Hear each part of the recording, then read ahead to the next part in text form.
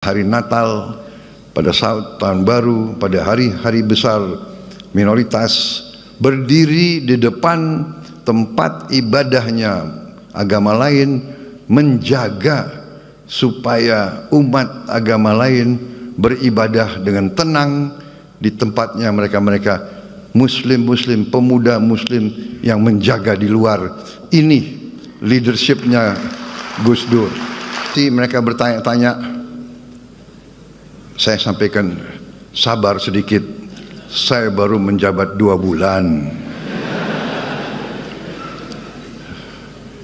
2 bulan, ya kan? Anda sudah hitung berapa koruptor yang sudah ditangkap? Emang selama 2 bulan ini, korupsi yang udah ditangkap di pemerintahan Prabowo Subianto ini udah banyak, ada ratusan. Bahkan ada yang besar tuh korupsinya tuh, udah ketangkap. Hebat sekali presiden kita ini, Prabowo Subianto yang tercinta, presiden yang tercinta. Bismillahirrahmanirrahim. Assalamualaikum warahmatullahi wabarakatuh.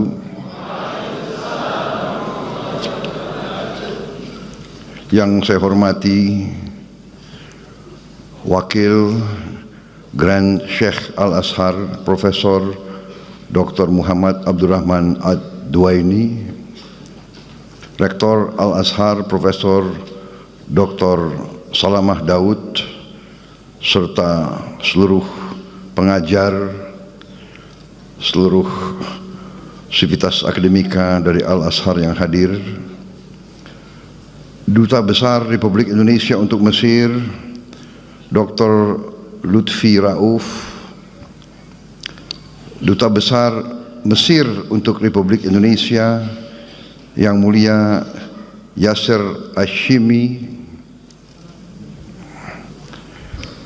Ketua Perhimpunan Mahasiswa Indonesia di Mesir Saudara Razif Alif Al-Faiz, dan terutama yang saya banggakan dan yang saya cintai, para mahasiswa dan mahasiswi Indonesia di Universitas Al-Azhar Kairo, Mesir yang hadir pada siang hari ini.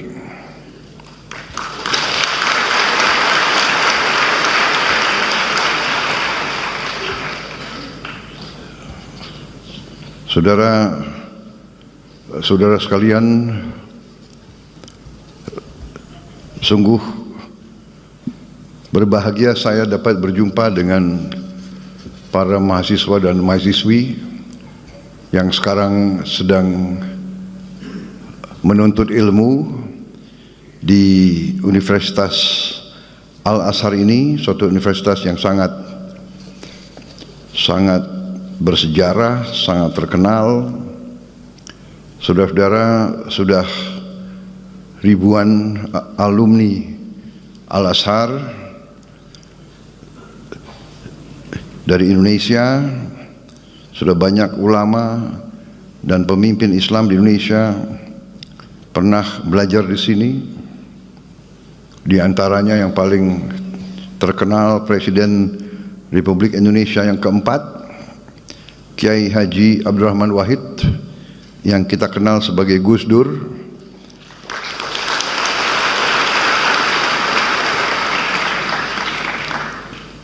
Menteri Agama Republik Indonesia pada Kabinet Pembangunan ke-7, Profesor Dr.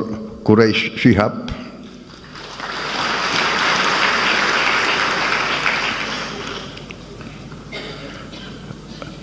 tokoh besar Nahdlatul Ulama yang pernah juga menjadi Rois Am, Kiai Haji Ahmad Mustafa Bisri, Gusmus, dan Menteri Luar Negeri Republik Indonesia pada tahun 1999 sampai 2001, Profesor Dr. Alwi Shihab. Dan saya kira masih banyak lagi tokoh-tokoh dan pemimpin-pemimpin kita, memimpin Indonesia dari berbagai kalangan dari berbagai organisasi yang adalah lulusan Al-Azhar. Saya hadir di Mesir ini untuk dua acara penting, yaitu hari ini saya melaksanakan kunjungan kenegaraan kepada Republik Arab Mesir, diterima dengan sangat terhormat tadi di Istana Presiden di Kairo, dan di sana melaksanakan pembicaraan cukup mendalam, cukup intensif. Saya dengan Presiden Al-Sisi, kemudian dengan menteri-menteri beliau dan delegasi saya. Kita telah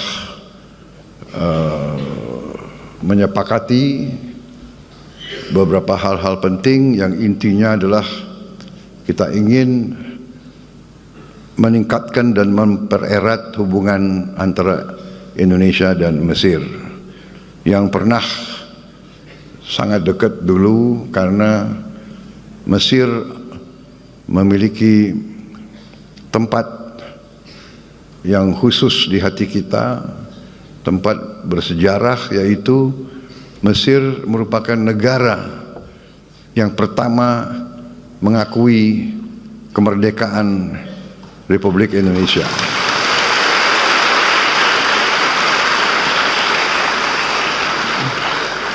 Tanpa ragu-ragu, tanpa berpikir, begitu kita proklamasikan kemerdekaan kita, Mesir negara yang pertama mengakui kita, dan akhirnya beberapa negara lain yang ikut mengakui kemerdekaan dan kedaulatan bangsa Indonesia. Kemudian dalam perjalanan,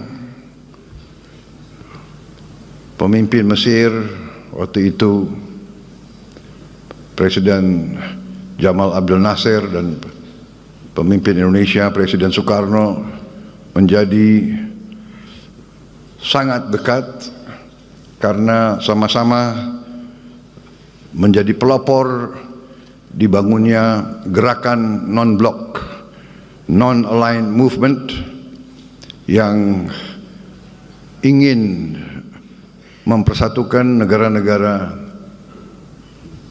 berkembang, tidak mau ikut blok manapun, tidak mau ikut blok barat, tidak mau ikut blok timur, berada di tengah, menghormati semua negara, semua bangsa, semua ras.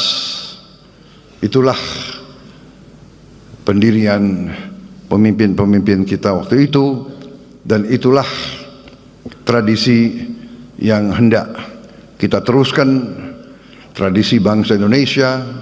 Dan itulah juga yang saya canangkan, bahwa saya akan meneruskan dan mempertahankan sikap ini, bahwa bangsa Indonesia adalah bangsa yang menghormati semua bangsa-bangsa di dunia, menghormati semua negara-negara, tidak mau terlibat dalam permusuhan dengan siapapun, tidak mau terlibat dalam fakta-fakta militer, selalu menganjurkan jalan damai, selalu menganjurkan musyawarah, selalu menganjurkan jalan tengah, selalu menganjurkan kolaborasi, kerjasama, bukan konflik. Benar, kalau kita mau menjadi negara maju, negara yang hebat, kita harus banyak-banyak kerjasama dengan negara lain.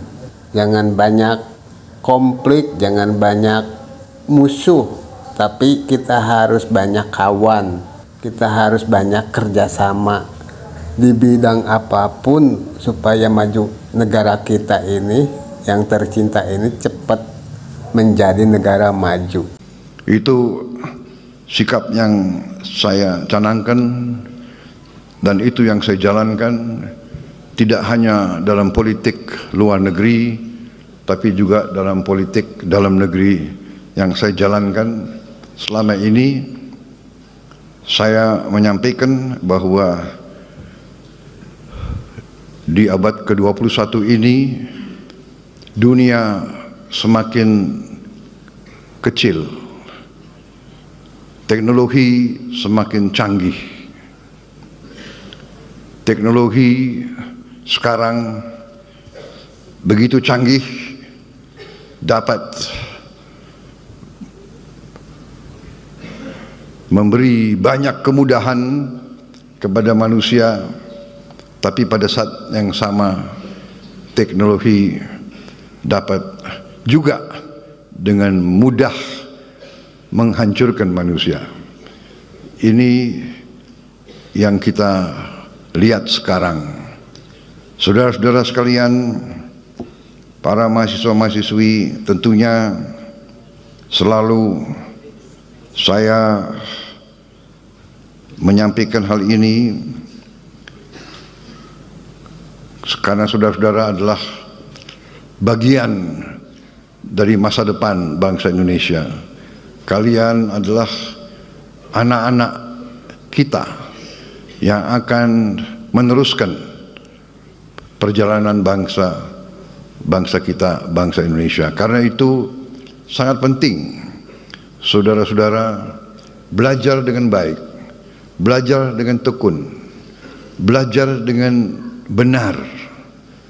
Dan saya berterima kasih, saya bersyukur saudara-saudara memilih belajar di Universitas Al-Azhar, universitas yang sangat bersejarah, universitas Islam yang mengajarkan pelajaran Islam yang damai, pelajaran Islam yang sejuk, pelajaran Islam yang moderat, pelajaran Islam yang tidak mengajarkan kebencian, pelajaran Islam yang tidak mengajarkan saling mencari kesalahan, tapi saling mencari titik-titik temu.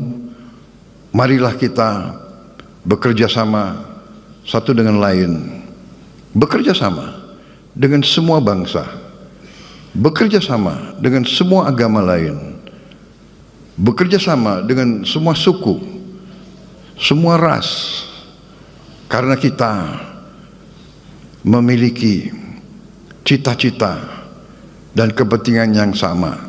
Kita ingin mencari hidup yang baik di dunia ini. Hidup yang baik di dunia ini artinya hidup yang lepas dari ketakutan, lepas dari ancaman. Kita harus menjaga kondisi keadaan perdamaian, karena yang paling utama kita harus menjaga keamanan dan keselamatan seluruh umat, keselamatan kita sendiri, keselamatan keluarga kita, keselamatan masyarakat kita. Hanya dengan itu kita bisa meraih apa yang menjadi cita-cita setiap manusia, yaitu hidup dengan aman, hidup dengan baik, hidup menjalankan kebaikan menurut ajaran agama kita masing-masing. Ini sangat penting saudara-saudara. Saudara sebagai anak-anak muda, harapan kita semua, kalau Al-Azhar pernah melahirkan seorang presiden, siapa tahu di antara yang duduk di depan saya suatu saat bisa juga menjadi Presiden Republik Indonesia yang akan datang. Tapi belajarlah dari contoh pemimpin-pemimpin itu. Gus Dur, saya kenal dekat Gus Dur. Gus Dur pemimpin Muslim, Ketua Umum Nahdlatul Ulama, datang dari keluarga syekh besar kita, keluarga Tebu Ireng. Tapi beliau pemikirannya sangat luas, beliau jiwanya sangat baik, beliau merangkul semua. Beliau menjadi tokoh, saya kira tokoh muslim yang sangat terkenal sebagai tokoh inklusivisme, tokoh yang melindungi semua minoritas.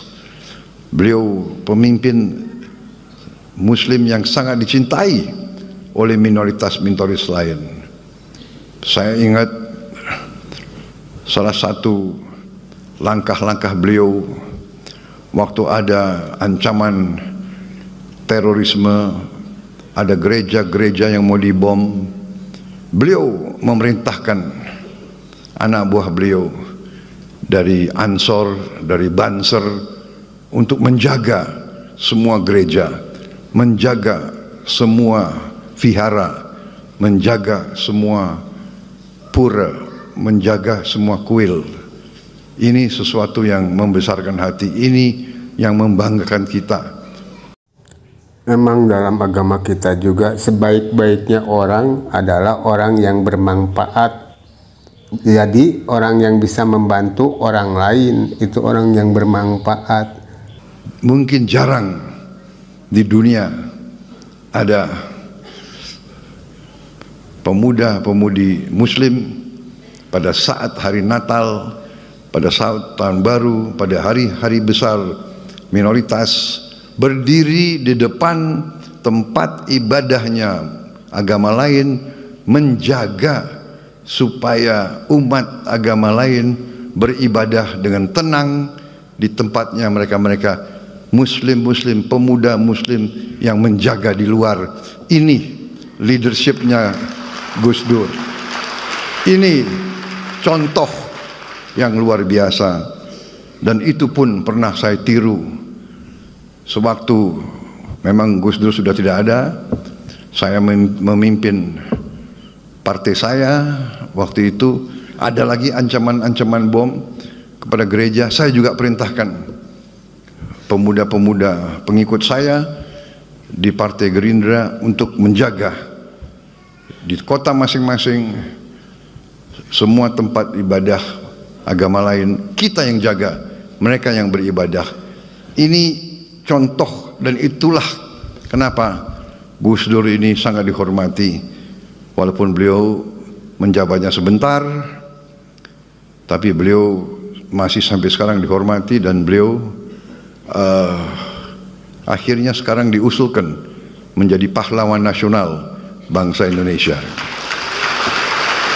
Saudara-saudara sekalian, ini saya kira salah satu contoh alumni Al-Azhar yang sempat menjadi pemimpin tingkat nasional di Indonesia, akhirnya menjadi presiden di Indonesia dan memberi kepemimpinan, kenegarawanan, leadership yang patut dicontoh dan dan akhirnya juga dihormati oleh bangsa-bangsa lain. Saya kebetulan kenal beliau baik, dan alhamdulillah leadership yang beliau sampaikan menjadi pelajaran bagi kita sekalian. Saudara-saudara sekalian, selain kunjungan kenegaraan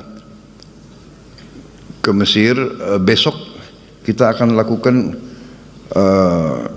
pertemuan KTT, konferensi tingkat tinggi antara 8 negara yang disebut D8.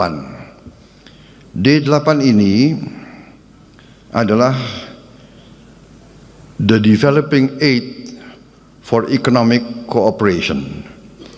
Didirikan tahun 97 untuk meneruskan kerjasama ekonomi dan pembangunan antara 8 negara berkembang, yaitu Bangladesh, Mesir, Indonesia, Iran, Malaysia, Nigeria, Turki dan Pakistan.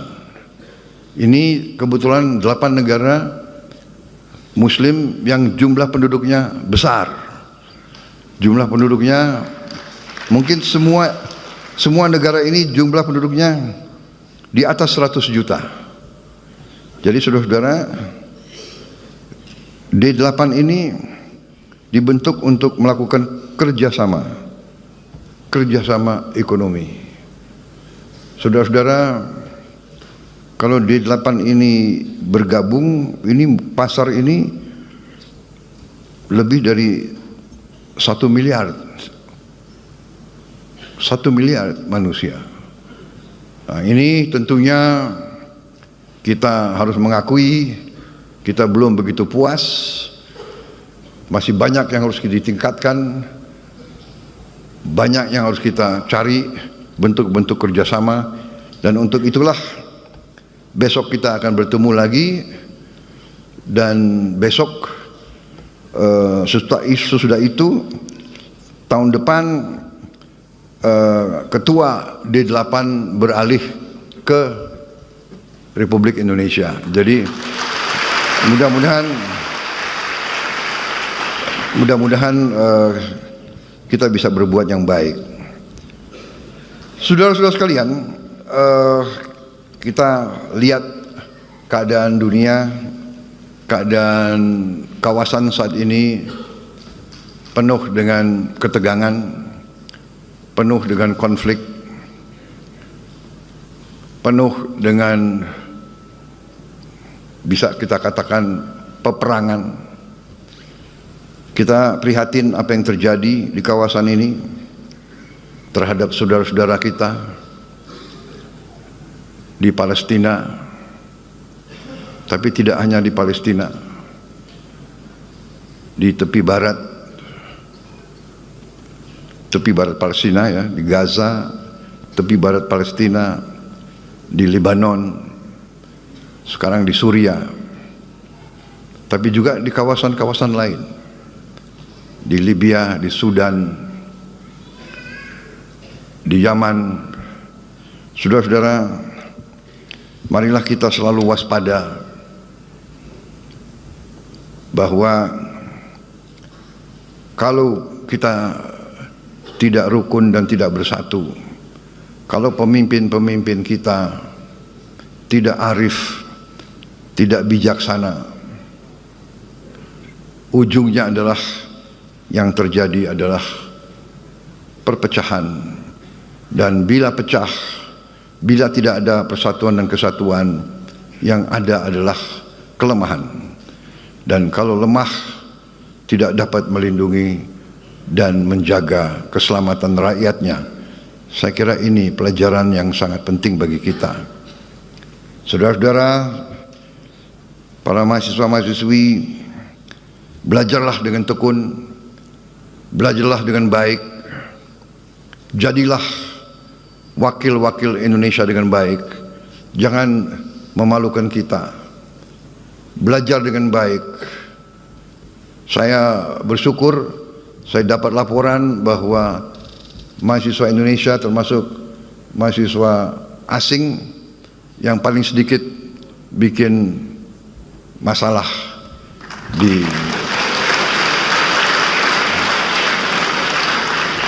di Al-Azhar dan di Mesir. Mudah-mudahan laporan ini benar adanya. Jangan hanya nggak enak sama Presiden Republik Indonesia disampaikan laporan-laporan yang bagus. Tapi tadi Presiden Al-Sisi juga mengatakan tiap kali lihat wajah orang Indonesia di Mesir, beliau selalu lihat wajah yang baik, wajah yang gembira.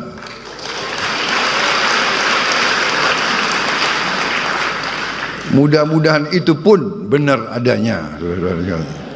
Tapi kalau saya lihat wajah kalian ini, ya kayaknya benar juga itu ya. Jadi terima kasih saudara-saudara, yang saya bisa sampaikan bahwa bangsa kita sekarang ini ingin mempercepat pembangunan ekonomi. Kita bersyukur kehadirat Allah yang Maha Kuasa, Tuhan Maha Besar, yang begitu banyak memberi karunia kepada kita. Bangsa Indonesia harus bersyukur. Berkali-kali saya mengatakan, bangsa Indonesia harus bersyukur. Kita diberi karunia yang sangat luar biasa, kekayaan alam yang luar biasa. Saya sudah diberi angka-angka tersebut. Kita memiliki tambang-tambang strategis, mineral-mineral kritis, tanaman-tanaman yang sangat banyak ragamnya. Sebentar lagi kita tidak hanya swasembada pangan, tapi dalam beberapa tahun lagi saya katakan Indonesia akan menjadi lumbung pangan dunia. Kita begitu besar karunia yang diberikan oleh Yang Maha Kuasa.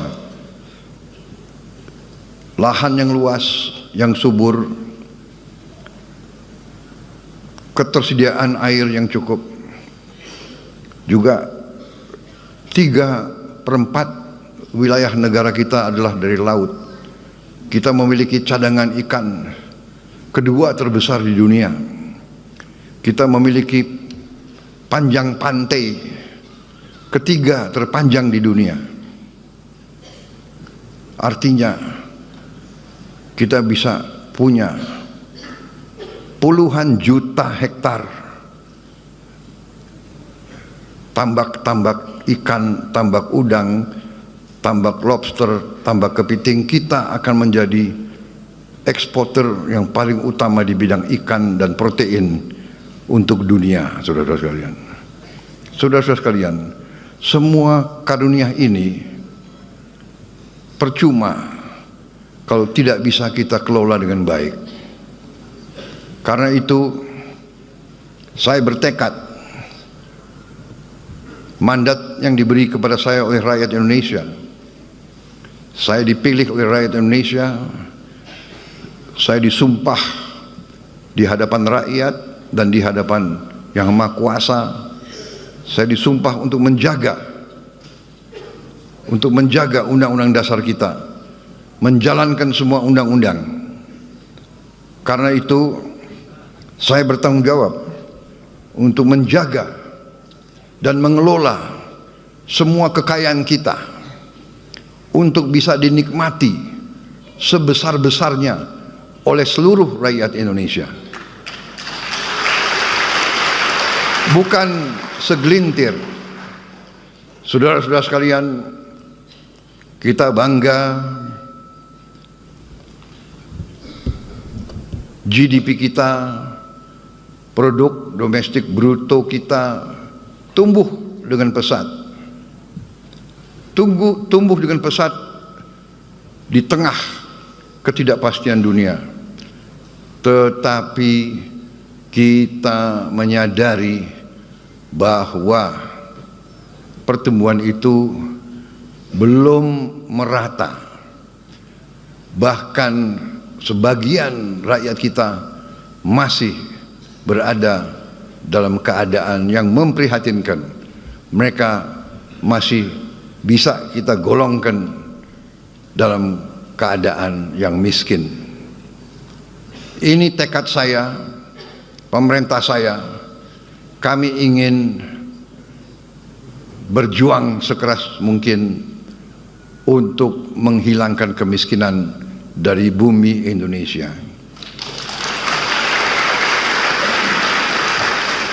Dan untuk itu, dalam rangka menjaga kekayaan Indonesia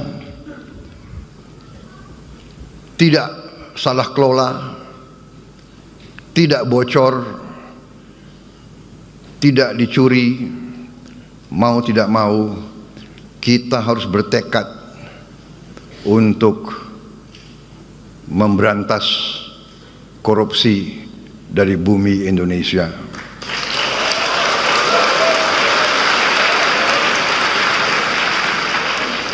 Memang banyak yang mengejek Prabowo Subianto.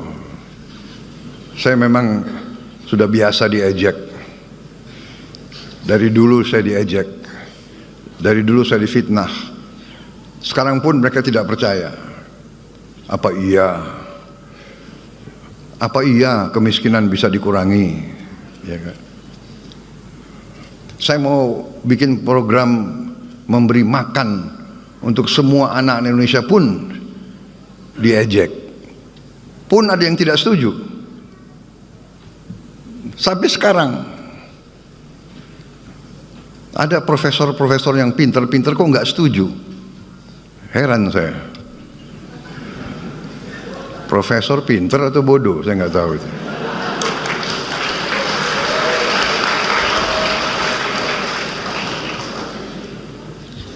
Mungkin pinter otaknya, tapi hatinya tidak bisa merasakan. Kalau anak-anak itu, kalau anak lapar ke sekolah itu bagaimana caranya, dia tidak bisa merasakan. Itu saudara-saudara, saya tidak ragu-ragu. Nggak apa-apa saya diejek. Saya yakin saya berada di atas jalan yang benar. Saya yakin rakyat Indonesia mendukung saya. Saya akan teruskan program ini. Saya juga sebagai rakyat kecil mendukung penuh program Bapak.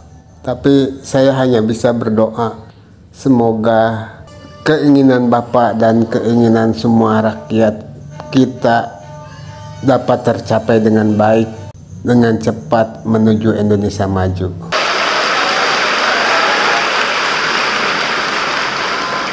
Dan mereka yang masih meragukan, 2 bulan saya memimpin, masih mereka bertanya-tanya,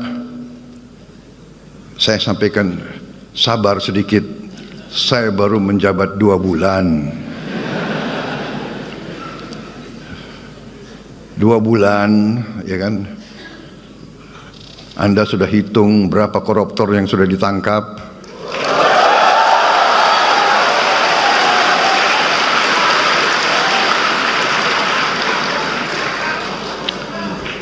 Saudara-saudara sekalian yang nyinyir sama saya, silahkan, kau duduk aja di sebelah situ. Ya, ini belum apa-apa. Ini belum apa-apa. Nanti 6 bulan lagi, baru saudara boleh nilai pemerintah Prabowo Subianto.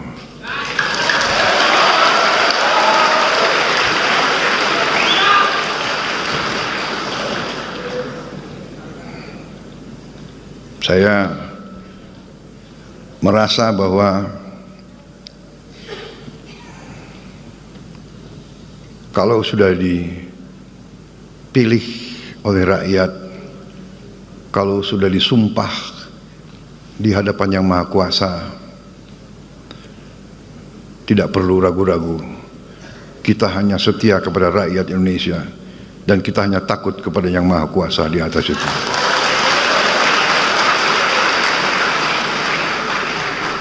Saya dalam minggu-minggu ini, bulan-bulan ini, saya dalam rangka memberi, apa istilahnya itu, memberi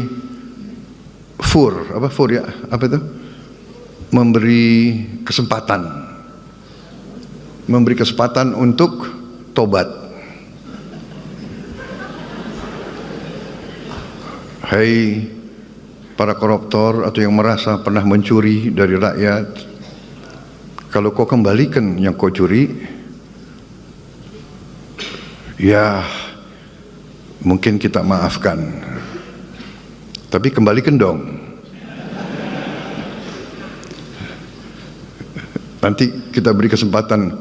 Cara mengembalikannya bisa diam-diam supaya nggak ketahuan. Mengembalikan loh ya. Tapi kembalikan. Kemudian, hai, kalian-kalian yang sudah terima fasilitas dari bangsa negara, bayarlah kewajibanmu, ya. Asal kau bayar kewajibanmu, taat kepada hukum, sudah kita menghadap masa depan. Kita tidak ungkit-ungkit yang dulu. Tapi kalau kau bandel terus, apa boleh buat? Kita akan menegakkan hukum. Dan bagi aparat-aparat harus milih setia kepada bangsa, negara dan rakyat atau setia kepada pihak lain. Kalau setia kepada bangsa, negara dan rakyat, ayo. Kalau tidak, percayalah, saya akan bersihkan aparat Republik Indonesia.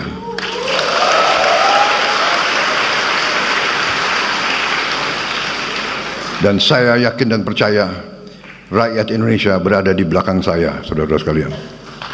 Saya kira itu yang saya ingin sampaikan. Anak-anakku, belajar yang baik, belajar yang tekun, buatlah yang terbaik untuk bangsa, rakyat, dan negaramu. Raih ilmu untuk bangsa, berbuat baik untuk rakyat. Itu pesan saya. Terima kasih atas kesempatan ini. Saya bisa tatap muka dengan saudara-saudara. Saya bisa bicara langsung kepada kalian. Tidak gampang sekolah di negara orang, jauh dari keluarga. Saya percaya saudara tabah, teguh, dan teguh, tegar menghadapi kesulitan-kesulitan. Selamat belajar, selamat berjuang, Duta Besar, atase pendidikan. Pantaulah keadaan anak-anak kita yang punya kesulitan, ya. Saudara-saudara, nanti saya akan minta laporan dari Duta Besar, ya, kondisi mereka dan bagaimana kita bisa lebih membantu mereka di sini. Terima kasih. Wassalamualaikum warahmatullahi wabarakatuh. Terima kasih. Selamat belajar. Sampai jumpa kembali. Terima kasih.